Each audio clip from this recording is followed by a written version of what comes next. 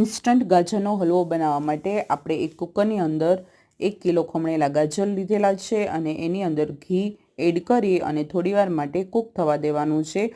ત્યારબાદ થોડું દૂધ, મલાઈ અને સાકર એડ કરી અને થોડીવાર સુધી કૂક થવા દેવાનું છે. જો પેંડા હોય તો પેંડા પણ એડ કરી શકાય છે, પણ પેંડા અવેલેબલ ન હોય તો ફ્રેશ મલાઈ એડ કરી શકાય છે. ત્યારબાદ 2 થી 3 વિસલ સુધી આપણે કૂક થવા દેવાનું છે અને ડ્રાયફ્રૂટ આપણે ઘીની અંદર અલગથી સોતે કરી લેવાના છે અને ત્યારબાદ હલવાની અંદર જ એડ કરી દેવાના છે.